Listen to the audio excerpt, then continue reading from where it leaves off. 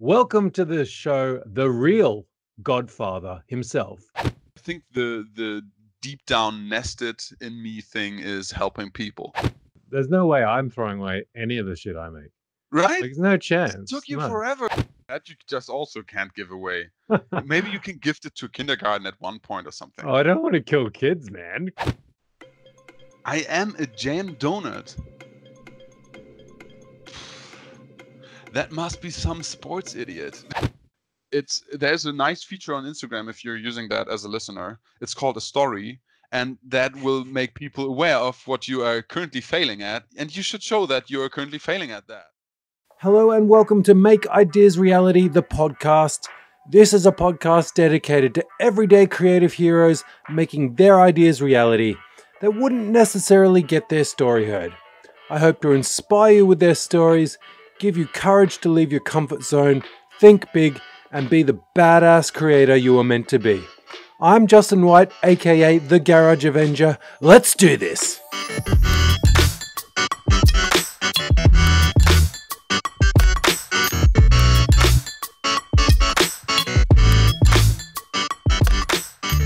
This intro is cringeworthy, just so you know.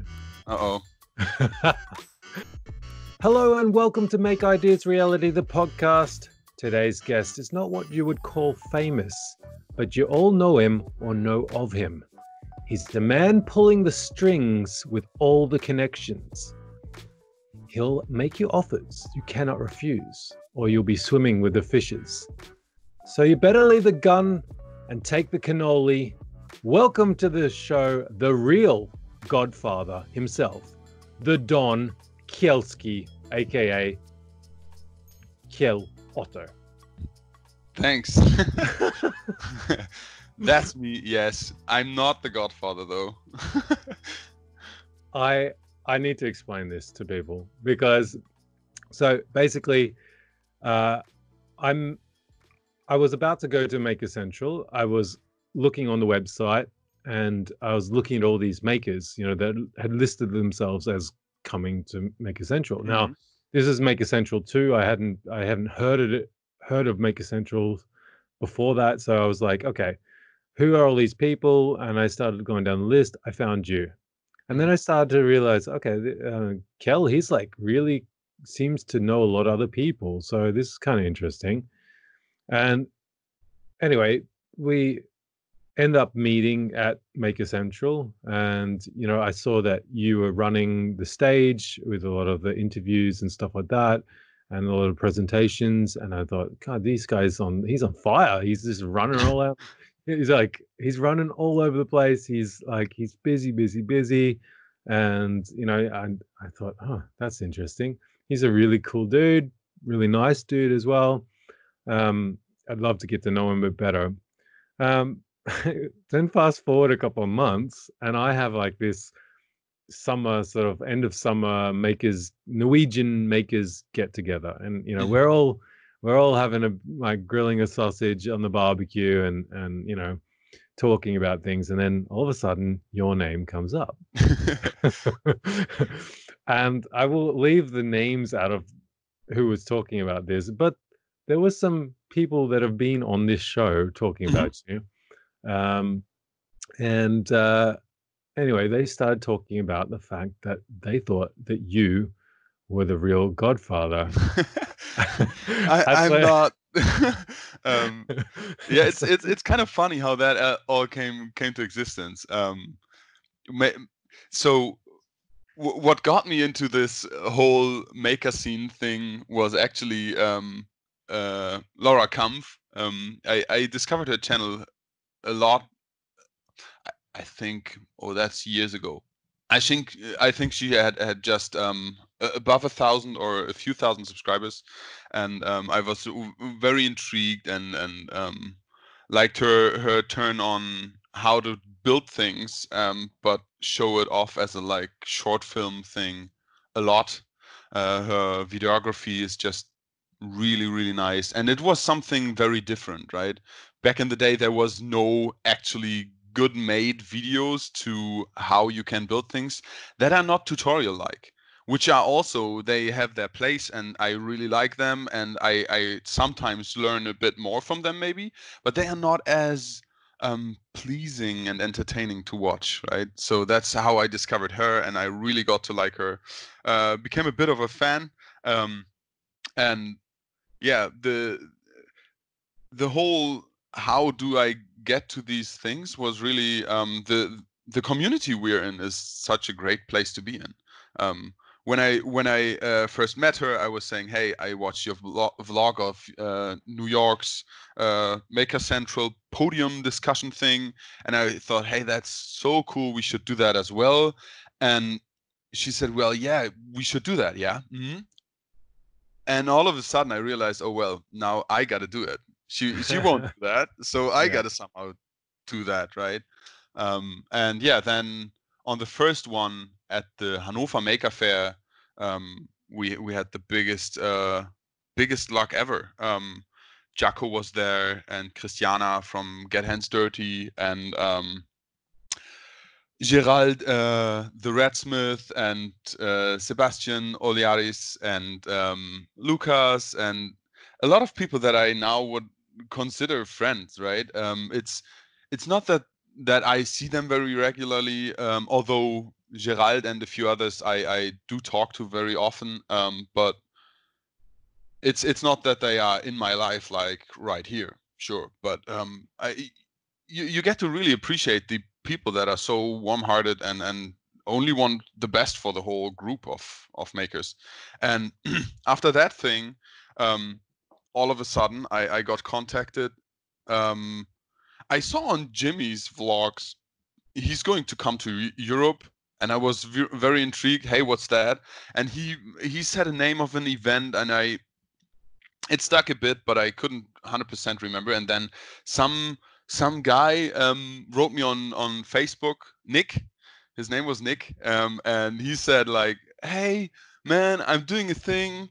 I would like to ask you whether you want to host the stage." And it's in Brighton. It's in not in Brighton, in Birmingham. Birmingham. Yeah, exactly, Birmingham, and in England. And um, would you actually like to do that? And I was like, yeah, sure. What's the event? And he's like, yeah, that's Maker Central. And then Awesome. I was click, what? Okay, of course I will. Yeah, sure. And that's how all that came to existence. And he said, Jaco set him on that path because he was asking around for who could do that. And Jaco said, yeah, well, the guy that did it in Hanover, you should get him. That's a good idea. And yeah, and then we just winged it from there. The Maker Central thing is really full days of running around like crazy, trying to make the pure chaos seem planned, and it's really a lot of fun. Yeah, What that's what sorry. about your actual making? Like, because you started making by the time you'd, like hanging out with Laura and doing these things, or was this like an evolution from that? No, I so my mom is was a long time a woodworking teacher at for carpentry. Um, and my grandfather is into metalwork a lot. But throughout my youth, I somehow got to skateboarding, and from there on, I was pretty much, after we've built a few things for skateboarding, I left off of the workbench a bit and did my revolution, so to say, and went into IT, and I got super fascinated at high tech things. I learned how to program, and then I got to university and studied computer science.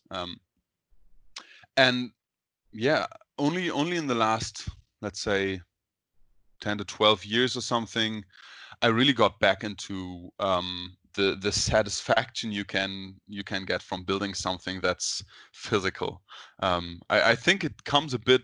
What drove me there was this whole digital world, right? Whatever you do there, you can look at. It might be pretty. You can maybe press a button or something, but the physical thing you interact with is nothing you build as an IT guy, right? So I wanted to get back into building my own things, and yeah, having my own furniture. For example, the first project I did back when I got to the shop again was my cupboard for whiskey, and I made that in the Haus 3.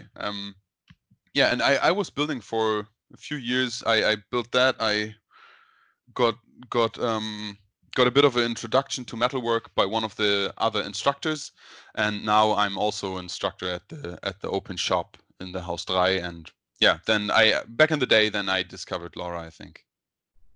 Yeah, isn't that kind of how Christiana from Get Hands Dirty sort of got started? She just needed to make furniture for her own empty apartment, and then Yeah, she just started building things. Like, it's I think it's the very best reason, right? You need something.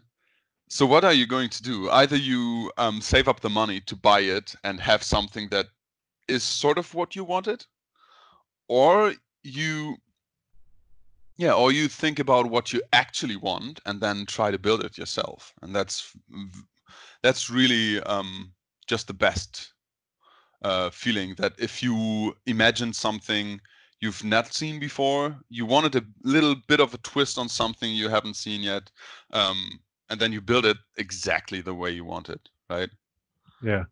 And you've been experimenting. I've seen like you've been trying a lot more different things. It seems like you're getting a lot inspired by everyone doing different things, and you're trying new things yourself. How's that been for you?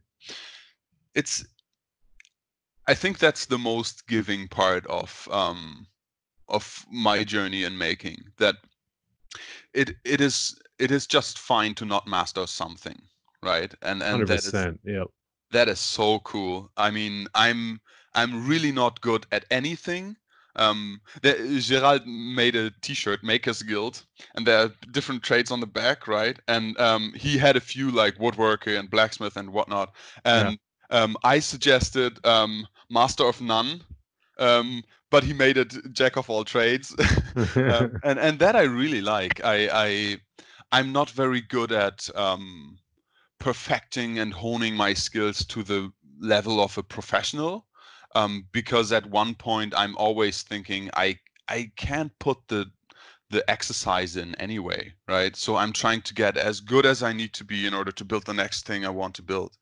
And yeah, that's just really really crazy. It's a crazy ride. I got into welding and built my cabinets. I got into woodworking, and now lately, in the last 1.5 years, I've built 3 gas forges now. I want to do more blacksmithing. I got myself an anvil and a bit of equipment so I can do it in a little really 1.5 square meters shed. And yeah, just lately, I got to take a very generous course from Jamie Reeder, the Custom Cave, on Fusion 360 CAD design. And I got back to things that have to do with a computer, where you design things on the screen and then you have a way to print them and create them in an additive way, that you produce them out of nothing, out of material. And then on the other hand, got the chance to play with the CNC from Tormac, which is still crazy to me that this happened. Yeah, because I was talking with Hans Meyer. He was Mhm. actually he was like the first guest I ever had on this podcast. And he just came to visit me yesterday. Mhm. And Cool. he's just in love with 3D printing and things. Like, he's never thought he would be that person, but he just loves the idea of like creating something from nothing, and you don't really have to do anything more. Like, the building of it is in like the design process on Absolutely. the computer, and then you build it, and hopefully it works how you wanted it to. Yeah, it's the I, podcast listener probably can't see it, but I from the this course. This podcast is on YouTube too, so Perfect. they Yeah. can see. If you want to I, see what Shell's I, holding up, you can check it out on YouTube. I'll still explain it. So what I designed, and that's the exact same reason for me why I find it so interesting. I made a ball head screw that can be fixed in one place, right? So um, that kind of stuff would either not be possible for me to make, or I would need, I don't know, a lot of tooling that's very expensive to buy, right? 100%. And Yep. 3D printing is so accessible. It has its learning curve. You need to understand how things work, but for prototyping, I love it. I recently restored a vise from my grandpa, and Hannes Unbehagen, Unbehagen underscore, he made me 2 copper jaws for that. And I just love the guy. He's a really cool maker. He got into welding and is crazy good at welding nowadays. And he's got a shop where they have a mill and we don't have any. So he said, well, if you want to have really nice jaws for it, you should get copper ones. And I'm like, yeah, okay. How can I buy those? Because I'm just physically unable to make them, right? And he's Yeah. like, Yeah. no, just send me some measurements. I'll make them for you, right? Awesome. And he made me these copper jaws. And in order to check whether we got the measurements right, he just printed the part. That took only a few hours, Yeah. right? We needed to have the exact measurements anyway, Mm. and he just printed the part, sent it over to me. Um, I haven't had a printer then, and I could put it on, and it was just. It will take a few hours, but if you need to have something fit to a specific part, it is such a great method. It's really Yeah. cool. I'm kind of like weirdly against it. I don't know why. Probably because I don't have one. I'm just jealous of everyone that has one. They are very affordable. I know, but I have this thing. If once I finish this sofa beer fridge, my goal is actually to only use reclaimed materials. Like Yeah. anything I find in the bin, that's what I use. Okay, yeah, I might have to go to the hardware store, buy screws and a couple other Yeah. small things, but like majority of the work I want to do is like reclaim things people are throwing out, and I think that's kind of a little bit of my ethos, which is Yeah. I hope to bring into my work a little bit more. But I wanted to talk a little bit about like your day job, because you said you talked about getting into 3D printing and getting Mm. back to computers and like programming and is it web design and web development as well? What Yeah. exactly So are you doing for your day job? I by trade I'm a master of computer science, as it sounds. When I was I've known my wife for now nearly 20 years, so that's always her joke. You always said you wanted to be a master of computer science, right? That sounds so cool, because the German term for somebody that's a an artisan in crafts, you say Meister, right? Yeah. Which is the German word for master. Mm. And she said you always wanted that, and I did my thesis in as a bachelor in computer science on hardware design.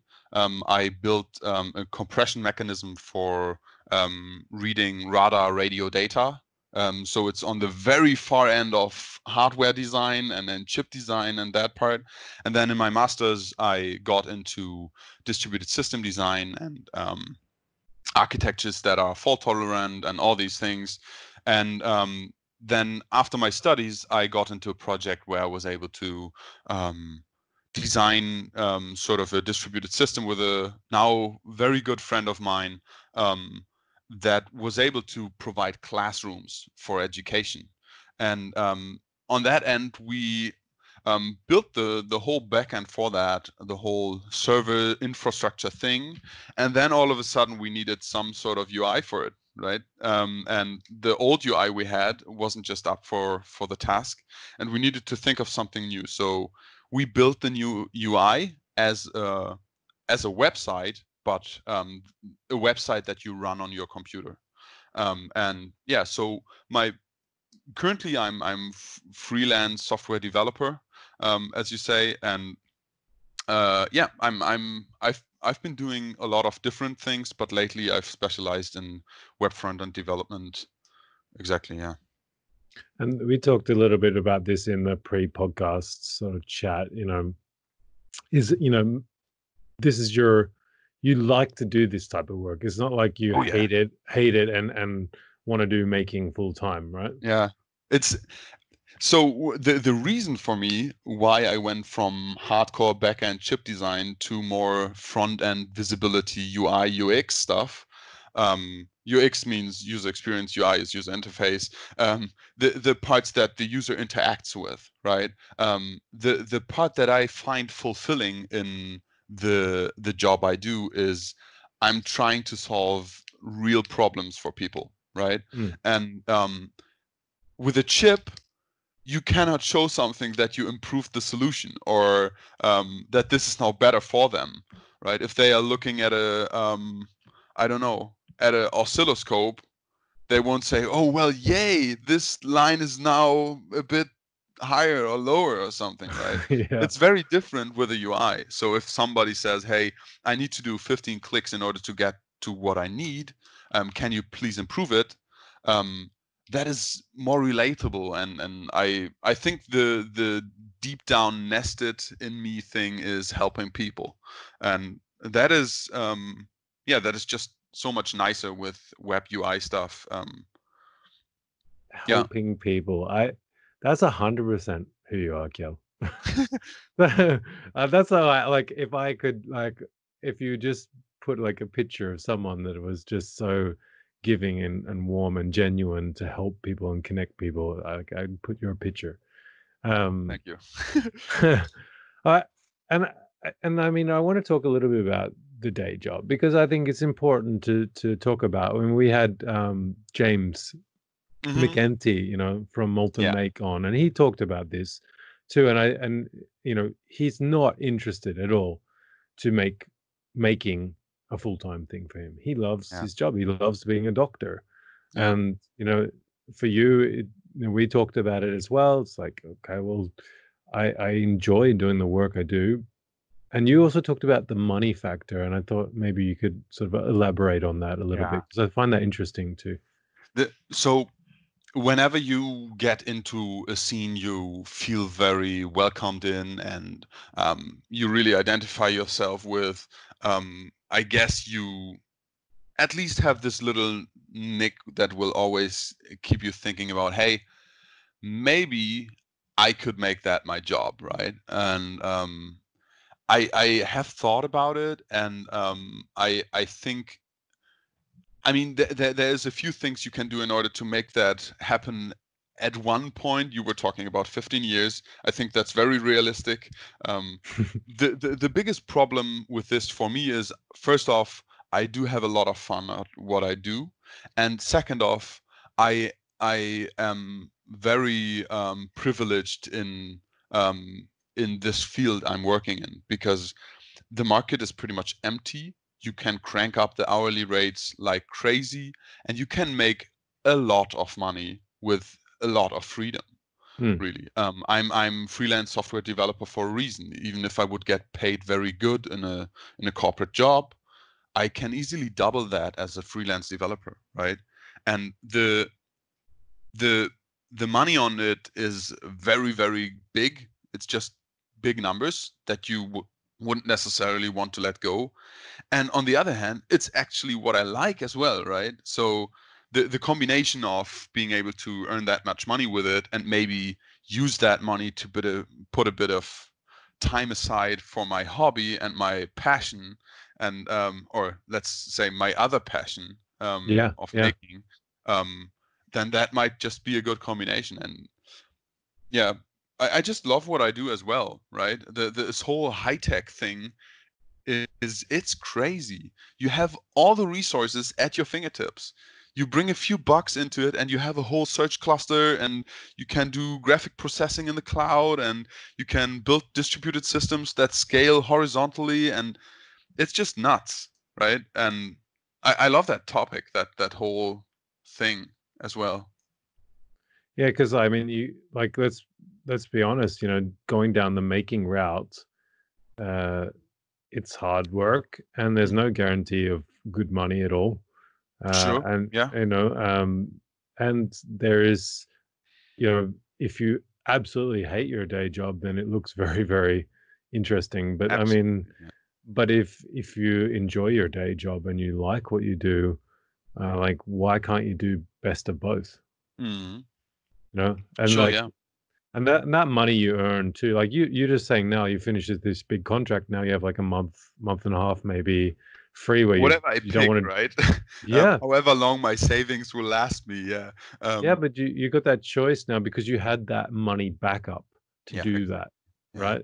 Whereas if you're full-time making, you don't have holidays. Like I don't think you do anyway. Like I The, don't. Like well, I that like that is something you might want to think about because that's not healthy either, right? The 100%. question is more, how can you make it happen in a way that's is I always try to look at the life decisions I make with, is that a marathon or a sprint, right? Mm, So, for example, for the customer, in IT, there's something that's called a death march, right?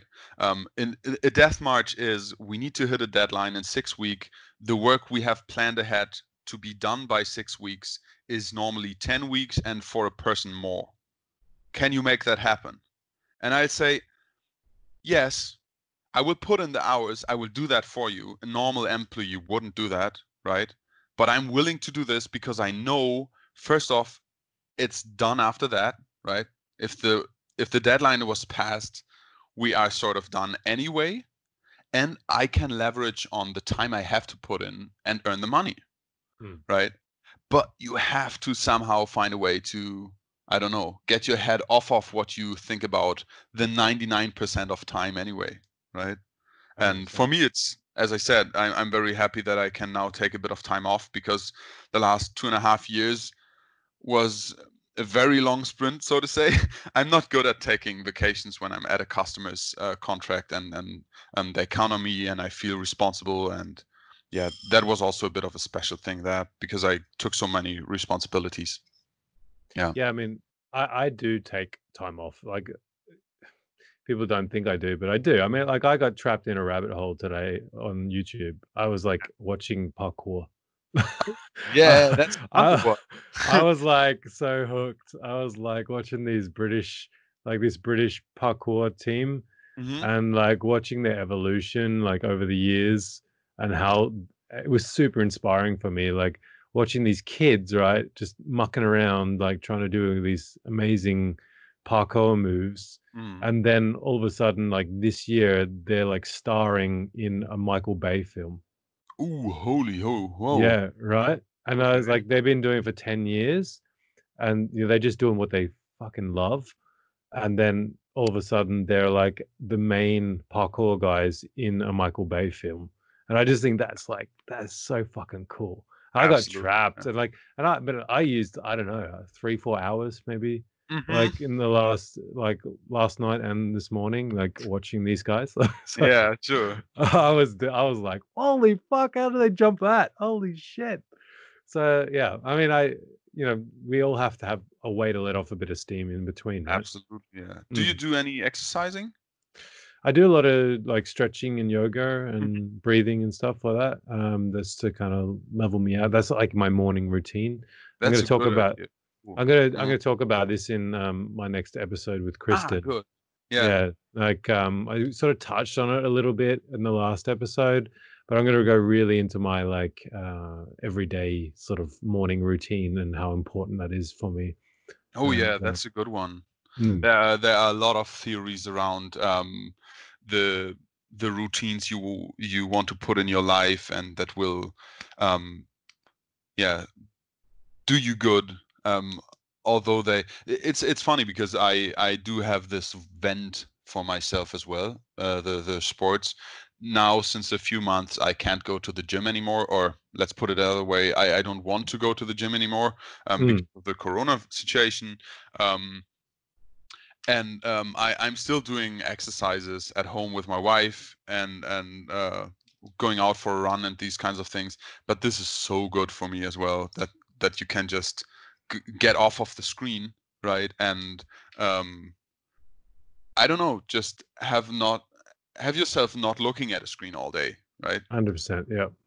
And like that's what I feel sometimes. Sometimes it's just real nice for me to go like on one of my workshop days, sometimes I'll take that hour and I'll go in the forest and we'll go for a walk or a run or a Mm. jog. Let's call it a jog because I'm not a Yeah, runner. I'm so bad at running, I jogging. mean, Um, I think I'm now up to 40 minutes of doing that in a row, and I feel like I'm dying at the end.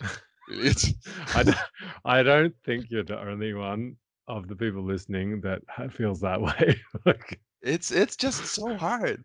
Even if you do like aerobic or something, right? That is very taxing on your cardiovascular system. yeah. Running is I don't know. It kills me. I tried this thing. It's called yogging. I think Yeah, it's with a silent J. hard. Very, very hard. Yeah. um, let's talk about your outside sort of. I mean, we talked about you helping people. I mean, this is a common trait through you, Kjell. I mean, I want this to happen. I think that's my main driver. Um, you you are you. What is it? Every Tuesday is that? Every you volunteer? yeah, so exactly the shop I'm volunteering at. So I talked about my whiskey cupboard thing. Yeah. Um, when I wanted to do that and build that for myself, I was looking for an option on how to do that, right? And I had no basement shop. I had nothing on my hand that I could have done it with. And I looked at like just really Google Hamburg, the city I live in, Hamburg um, workshop, something like that. And I found that there is this open shop that is, I think, just a few streets away. And I just went there and was trying to figure out how that whole thing works. And it's a great concept. They are all over Germany. And the open shop is a system that allows you to get into a shop. You say hi to the instructor and say, I want to build XYZ. You bring your materials, and you can then use their tools in order to build whatever you want. And I was immediately hooked. I went to the lumber yard and bought myself rough sawn lumber because in that shop we have pretty much everything you need for woodworking and most tools you need for metalworking. So I came in with a rough sawn lumber and went out with a cupboard. And from that moment on, I knew first off, I want this to be here, right? In the middle of a big city, you have normally no way of doing any um, loud things. You can't, I don't know, you can't even put on a sander in your flat without annoying neighbors. Hmm. And so I tried to look into how can I volunteer there, really. And yeah, then I had to go through the test period to prove myself that I really meant what I was saying. A few months, and they let me in, so to say, that I could help there. And now I'm volunteering there every Tuesday, 5 to 9 p.m. Just come by, and yeah, it's very cheap and affordable for people to join in and build their stuff. If you want to just use hand tools without power at a bank, that's €1 an hour. Like Sweet. that is insane low, right? Even Yeah. if you use our good fast tool Rotex sander and sand for an hour, that's $3 for the machine usage and one for the bank. So it's €4 for the whole hour of working in a shop. You can be loud, you get headphones from us, and yeah, it's a really nice concept, and I think that's it's actually needed in a city. I want that to be there, and it's just it's just a great thing that people come in and they want to build something and they step out, and that is just something whatever they build they just won't throw it away like they would do with an IKEA table, right? uh, 100%, man. 100%. There's no way I'm throwing away any of the shit I make. right. Like, there's no It chance. took you No. forever. You put your heart in. You try to finish it nice. You planned it out. You made it into this little um yeah, it fits just in this little shell, right? I'm always wait, where is it? Here, yeah. I'm just looking back at the poster of Brad. I don't know whether Mm. you know it or not. It's the Make Your Future, Make Your Life poster from Brad Skull and Spade 13, and I love that thing. And it also says make your axes, hatchets, tables, oversized work shelves, and a cabinet that fits perfectly in one spot, right? And that's exactly what people can do there. It is just great, and it's a great step against consumerism and this whole I just buy it cheap and throw it out whenever I don't need it anymore. Yeah, and you're empowering them. Like, you know, that they Absolutely. came with this idea, they didn't know how to do it, you know, just with a little bit of guidance from yourself and, you know, and some encouragement from them, from you to them. I mean, you're empowering them to be able to do that. I think it's Yeah. super amazing thing you can do for people because, like you said, we live in this consumerism kind of world where everyone just goes and buys the thing that they need and it doesn't quite fit, but you know, they spend all Yeah. this money and then they get sick of it because it doesn't quite fit and they throw it out and they buy another piece of crap that fits not quite right into that corner. And Absolutely. yeah, and there's no way you're going to throw out your whiskey cabinet there, and there's no way I'm going to throw Exactly. there. Yeah. Like in my garage, you know, I've got this, you know, 1920s style soapbox car that I built Yeah. for my daughter, and that was the first project I ever built. That's never ever moving out of my garage. Like Sure. it takes up so much space, but that's never going out of there. Like I'm never going to sell that. It's going to be there. Like even the Batmobile, I'm not so attached to it, but I mean, it still sits The there, and it's Batmobile still. is crazy, man. You can't that you just also can't give away. Maybe you can gift it to kindergarten at one point or something. Oh, I don't want to kill kids, man. Come on. It's great fun. It just Yeah. needs to be supervised, I guess. Oh my god, my son drives so fast in it. I like even now he's turning 5 soon, and like he's been driving it for nearly 2 years now, and like I'm still scared when he drives it. You didn't put a throttle limit in or something, right? I did, but I like he doesn't like it, so like I Turn don't it want off, to like. Daddy. That's I wonderful. did have this big ass kill switch like Mhm. on a big remote like with a big aerial that had like Okay, yeah. 150 meter range, but then what happened is the motor was drawing so much current. Like Mhm. I put a 80 amp like relay in there for it, Mhm. and it fucking melted it. Yeah, I mean, really, electric motors are kind of scary. The amount of torque they put out in a linear progression is crazy. Yeah, It's and this thing hooks like for example, if you put it in the highest speed setting, the torque is a lot lower, but then at the same time, the speed is incredible. I mean, like this little car that was made out of a fucking wheelbarrow, yeah. it's doing 35 kilometers an hour. Wow. That's a lot for a 5-year-old. Yeah. Yeah, Ooh, and ooh. yeah, and there's been so many heart in sort of mouth moments with that car. So, yeah, I don't. Long story short, I'm not giving it to the to a daycare or Yeah, something like okay. that for the kids to play with. I'm 100% not doing that. The other part, by the way, that is also something that that I'm very lucky to have experienced. With the open shop, there's still sometimes the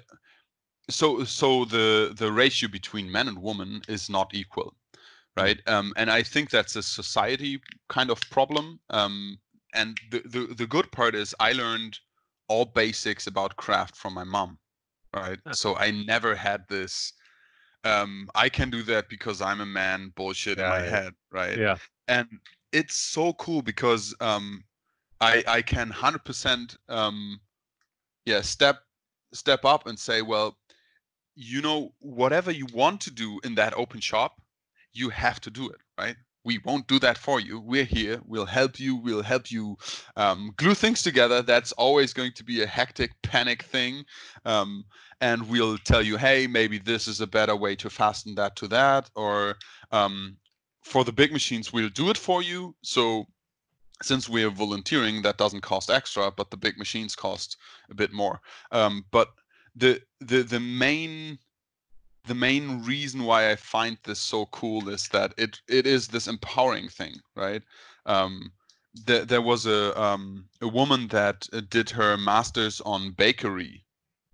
All right, she had to build up a display that you put on your table where you put your cake or your beverages she had to produce as her master's thesis, so to say. And you normally, they said, they have to put some nice decoration on, right? So it's set in the right light. And she wanted to build something, let's say, quite sophisticated. And she was asking, yeah, and this and that. And she was thinking that we might build that for her. Yeah. But that never happened.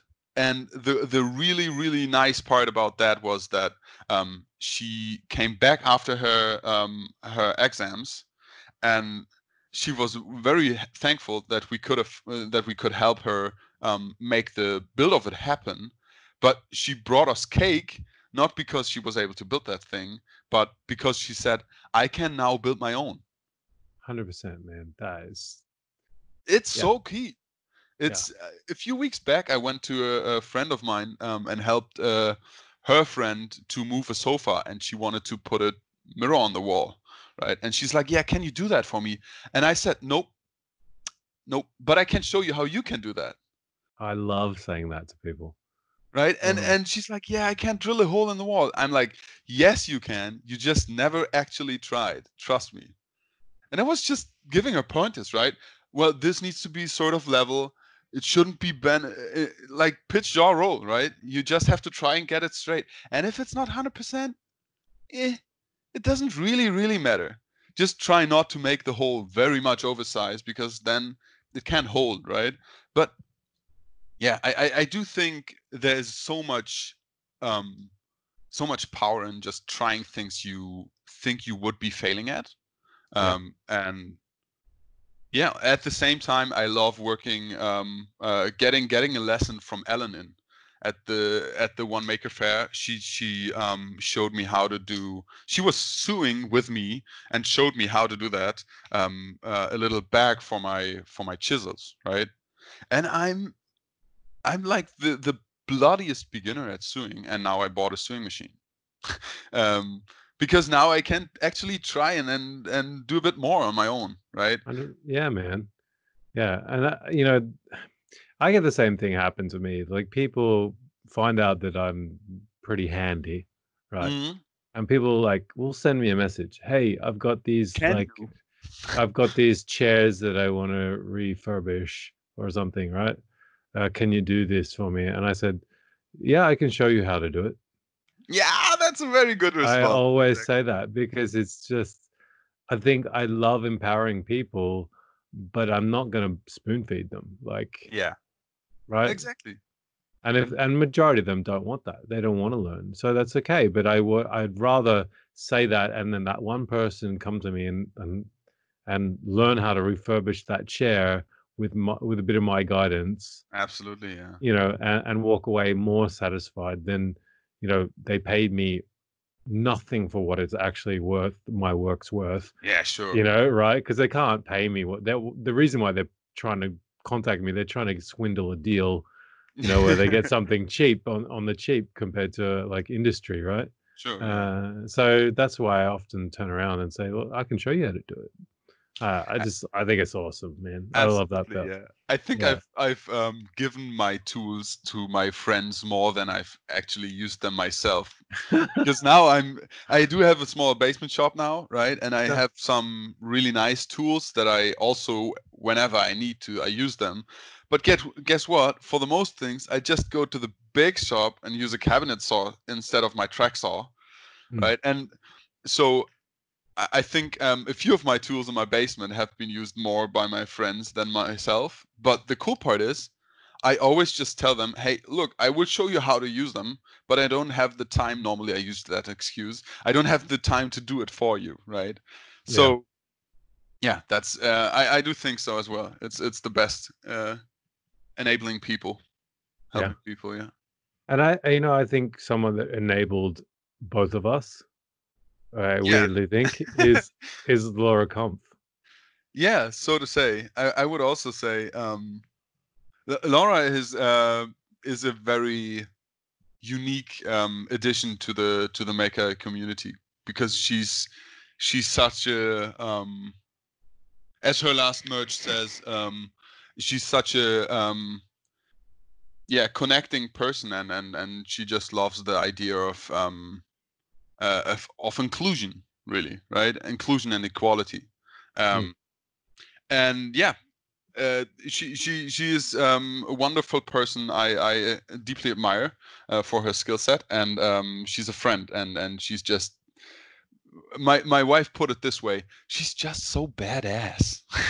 um, she is indeed. She's done a lot of things I probably wouldn't have. Uh, I wouldn't have done because I wasn't brave enough. She's lived in a workshop for a while. She's lived in tiny houses. I mean, her living situation in Cologne was the tiny house in a big workshop hall, right?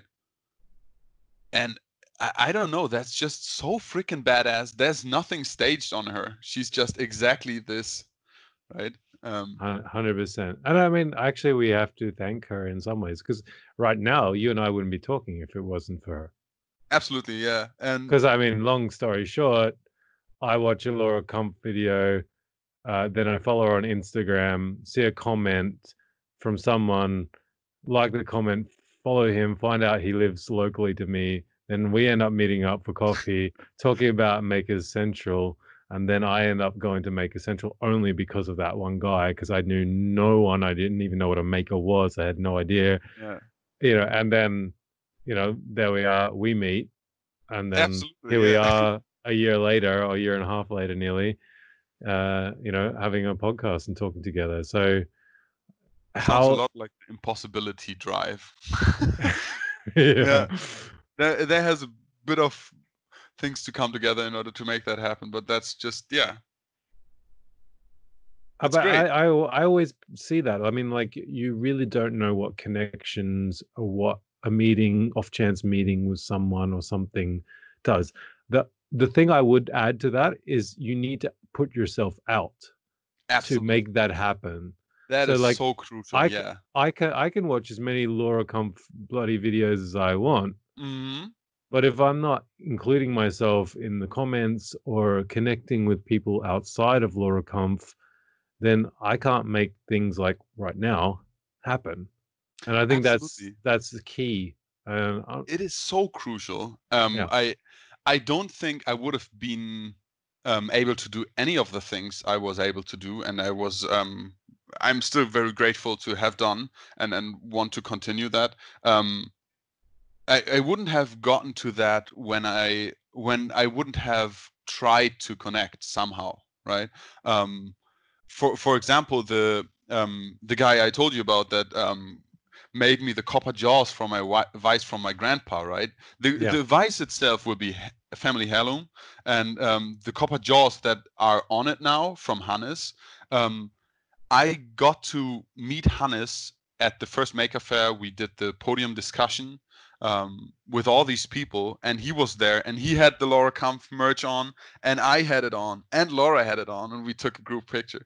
And that was, I don't know, that was the origin of a friendship, right? I met Hannes at, I think now 5 events or something, and the last Maker Central, we've been sharing a room, right?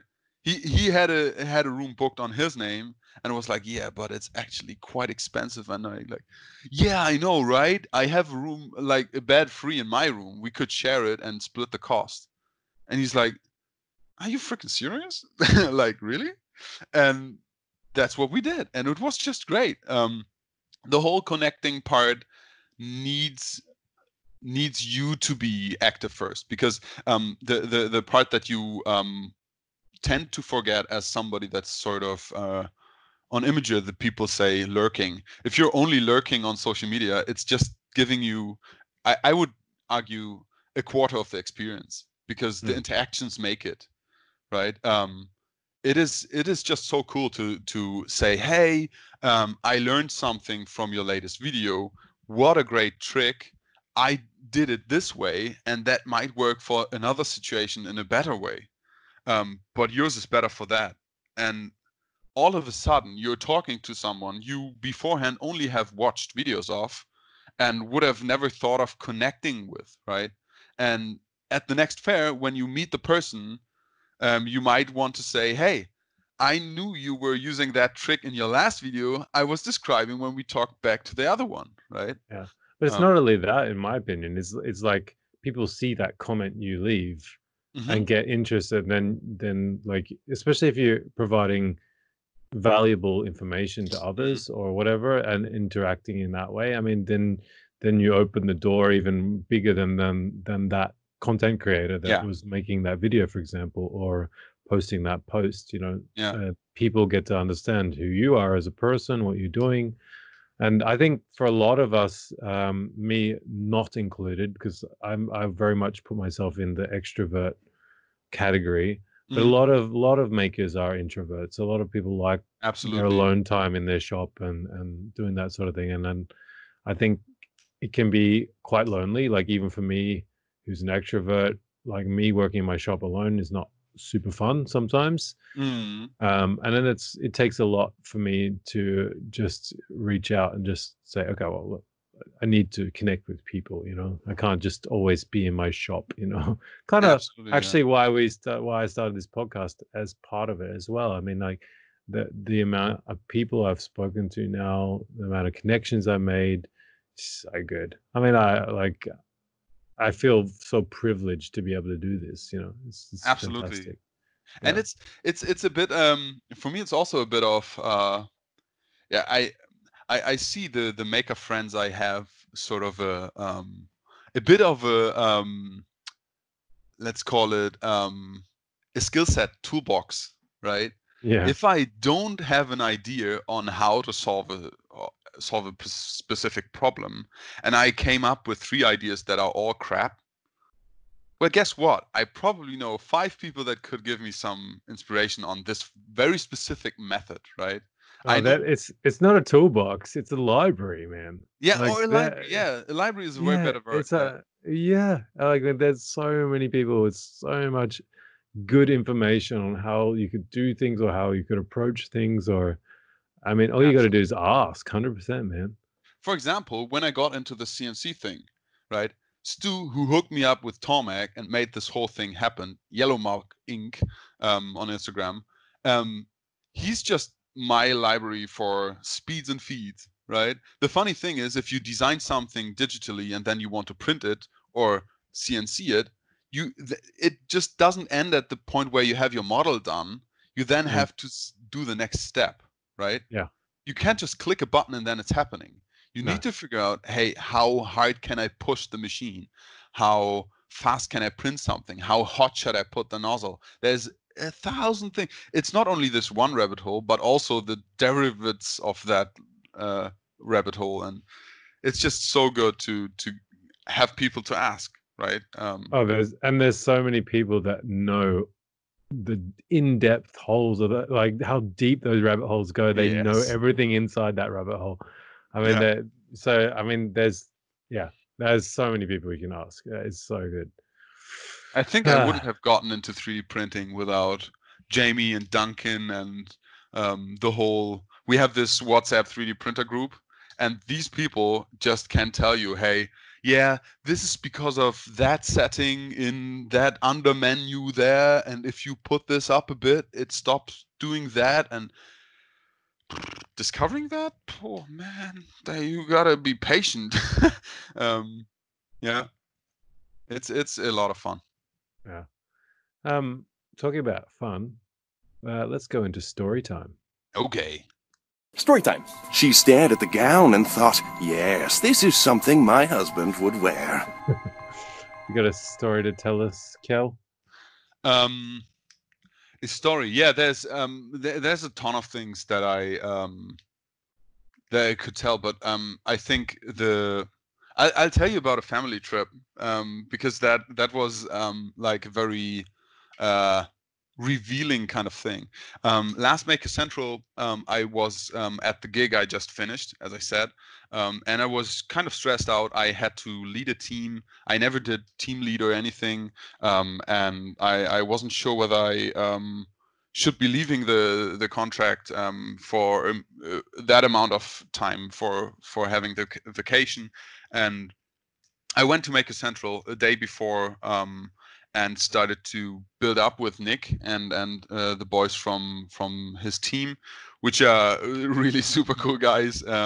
We made all that thing happen. The whole weekend is always a crazy whirlwind of emotions and impressions and getting to know people. And I got to know Garter. I didn't know Blackbeard Project's Garter from before, and I met so many other new people as well. And after that, you're like, do you know when you step out of a disco or something, and you have this white noise in your ears because it was so loud in there?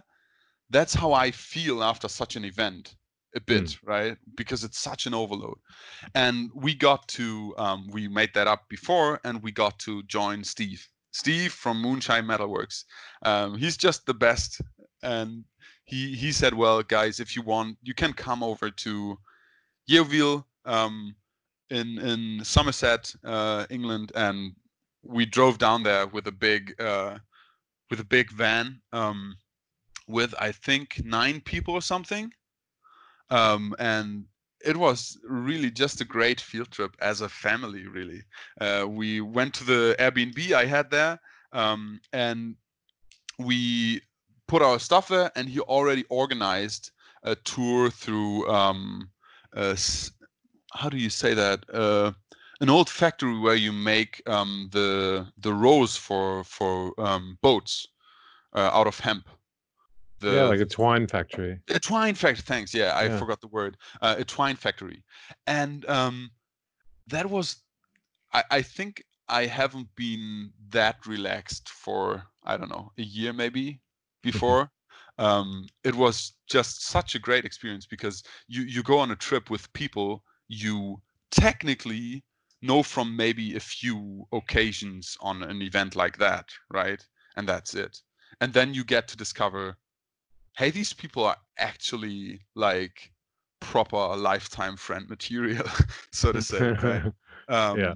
They were all very, yeah, just so warm-hearted and nice and friendly. And we got to the twine factory, and then we got to the pub and had a beer, and it was such a nice few days of countryside and relaxation. And we pretty much took a full-blown tour of the area, right? Steve prepped this twine factory visit. We got to forge for 2 days in the forge, Alex Pole Ironworks, the forge. And that was pretty much, that's when I got stung by the blacksmithing bug, and why I don't know, take this endeavor now. And then we got to visit Daniel's wonky workshop, and we turned a bit of wood. I think Alan and myself, we turned a miniature baseball bat. And yeah, it was just the best. It was such a nice holiday experience there, and it goes a long way to show again. There must be. I'm still sure there must be some assholes in this community, but they must either be that sparse or been hiding under a rock, and that's what I'm fine with. I don't know. There's so many great people in this community that, yeah, I can just recommend. Take a leap. One of the funny parts of that whole thing was, you probably know the Maker Monster, and Jake. You had him on the show. Yeah, we did. Yeah, I'm an idiot. Yeah, of course you know him. Jake took the jump. He did exactly that. On Maker Central, we were telling him, hey, we want to go to Steve's place. I do have another bed in the Airbnb we took. Do you want to join? And there you are now, right? At the other end of the globe, far, far away from home. And somebody's asking you to join in on a week-long extra, so to say, trip into nowhere. You have no idea where you're going, right? And you'll sleep in a house with a bunch of, I don't know, freaks you just met, right? Freaks. And it was so cool. Jake is really fun to hang out with, and he joined us. I don't think he's regretted any of these decisions. I'm super jealous. You guys, like, I didn't know you guys more before I came, because I would love that opportunity to come along with something similar or whatever, Yeah. just to get to know, mainly just to get to know people. I mean, that week of bonding, Oh you yeah. really got to know We people, have right? two So family pictures. There's yeah, wait, family pictures, love it. there is one from the Maker Fair in Germany here in Hamburg. Yeah, But there's also Sebastian, Al, James is also on there. Of course, Alan wasn't living in Germany back then. Sebastian is on there. Lucas is there. Anna. A ton of people, right? And we took another family photo of us in the forge as well. Mm. And these are just very memories to keep. Yeah. And being that there were so many like inspiring people around you, I thought that was a good segue to go into Inspriration Nation. Yeah, yeah. Inspiration Nation.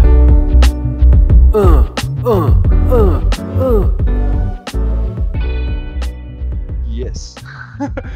Are there any inspiring everyday creative heroes? Not so much the big ones that are unknown, but the ones that are just doing their thing that you really admire. If it's very hard to say there's one person. I do have a few in mind where I can say, well, they tend to inspire me regularly, right? But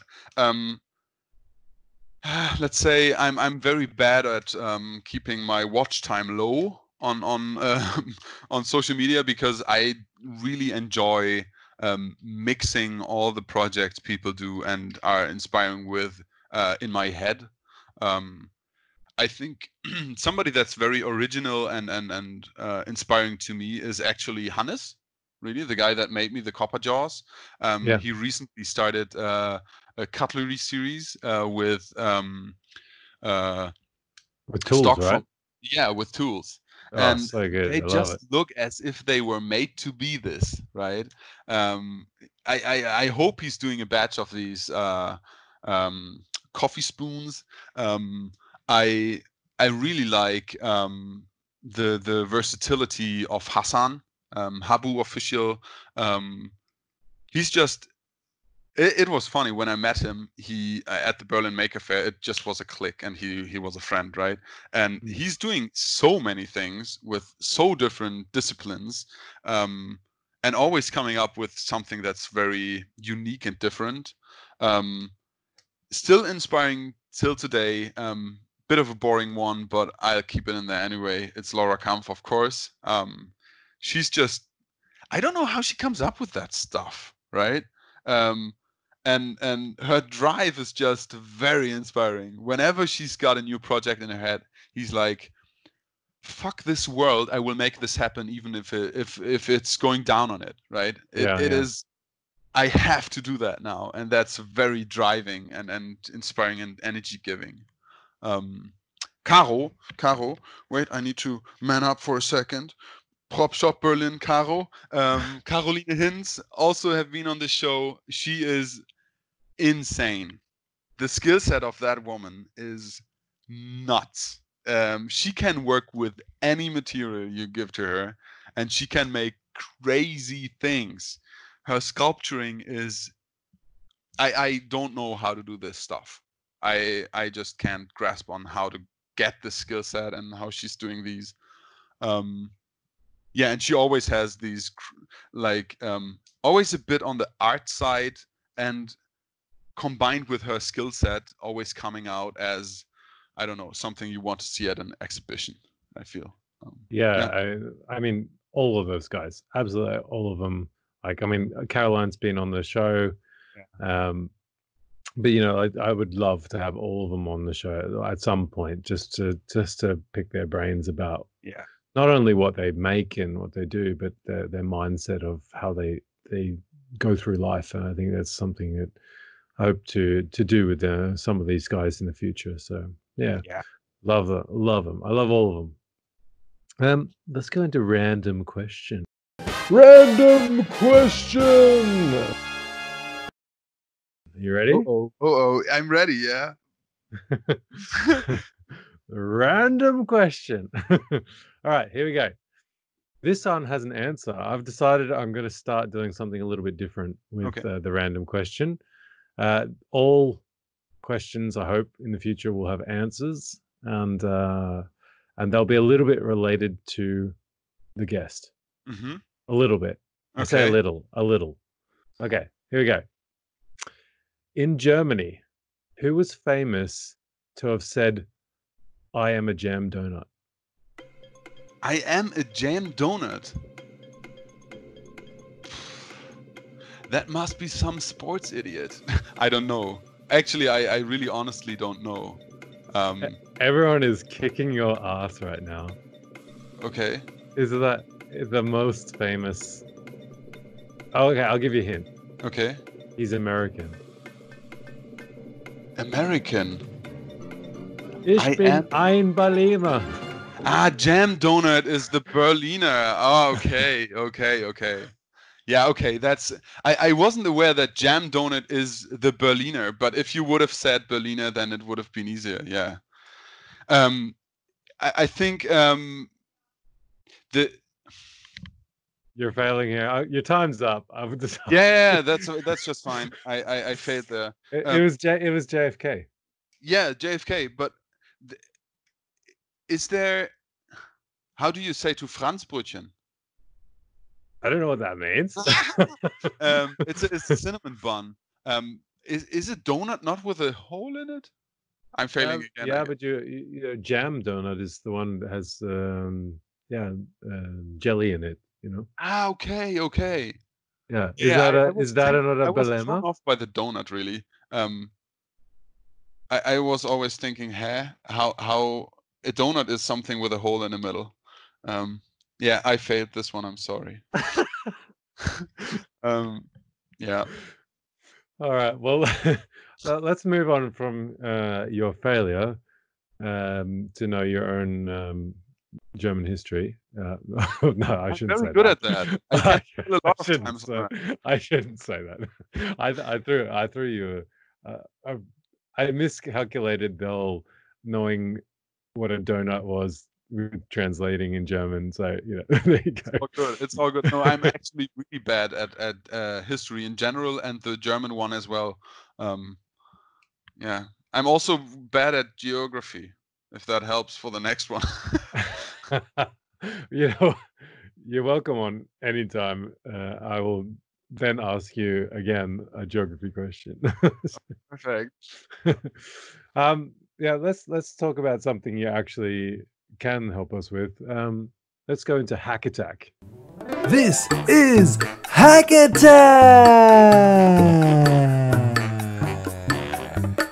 I will not apologize for this bad intro. Okay. Any cool tips or tricks you want to share with the audience today?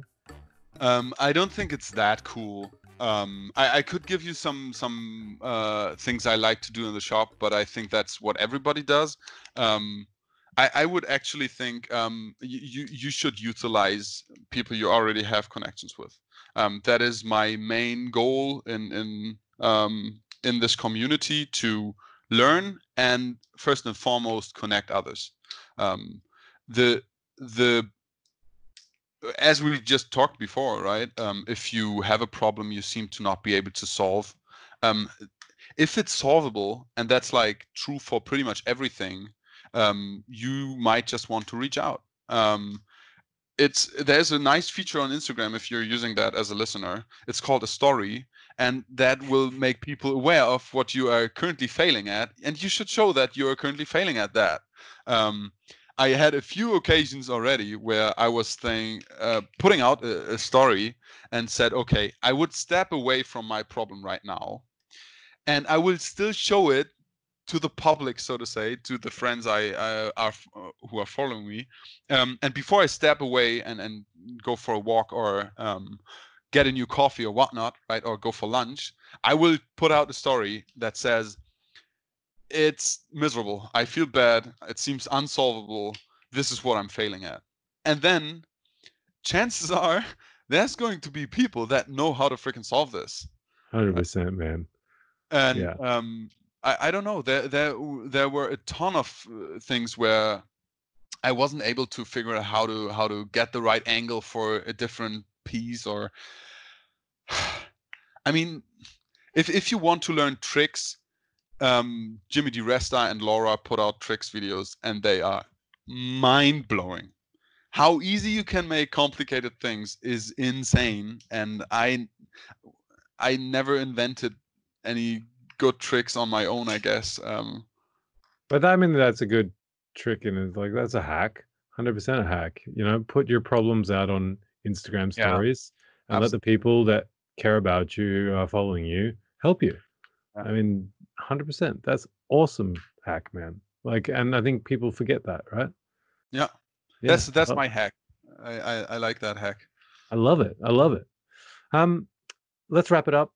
Okay. Anything you want to leave the audience with, like a philosophy, something you live by, or perhaps a lesson learnt?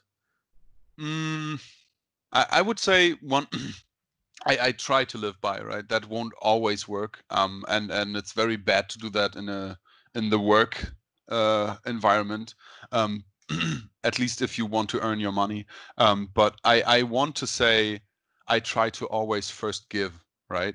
I think providing somebody else a value where they think they couldn't do it on their own will always pay off. I've never seen that not happen yet, right? Yeah. Or to quote the famous Laura Kampf, never take orders, always do favors, right?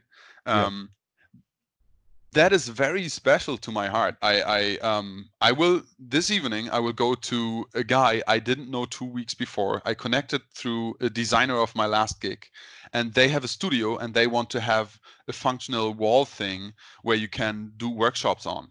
And I have a few ideas, and I'm pumped about the ideas. And we talked about, hey, how do you want to get paid and all that? And I was saying, well, I cannot make up a normal bill or anything for my time, because if I would do that as a work gig, I need to charge you money that probably this stuff wouldn't be worth for you, or something like that, right?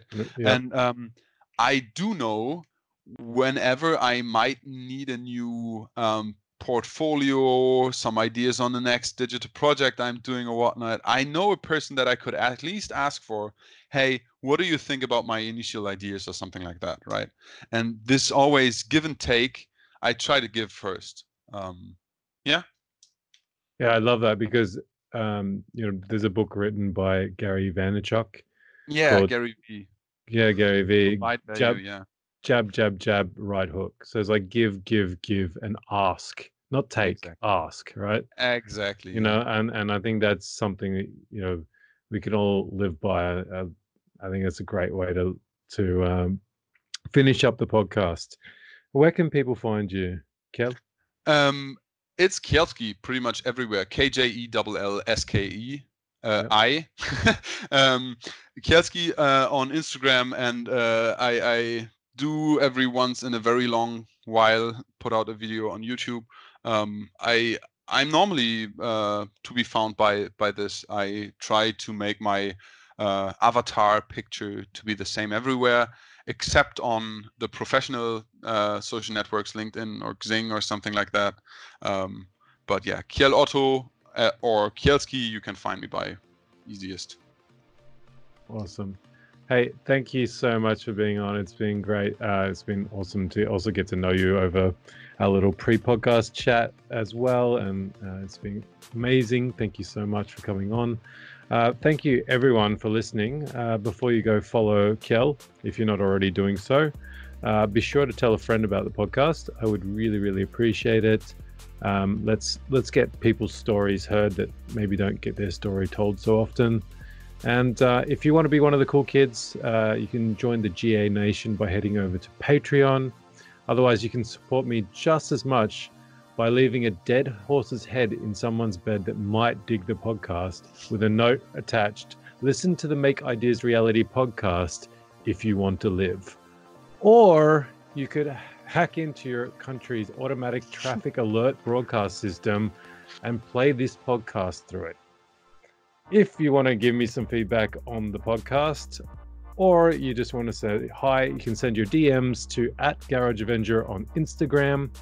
I always answer my DMs, so don't be shy, people. Please go check out Kjell. The links are all in the show notes if you want to follow them. And until next time, guys, keep pushing yourselves, keep ballsing up things, keep learning, get inspired, and I'll catch you on the flip side. You got this down, man. That works great. I still have to bloody read.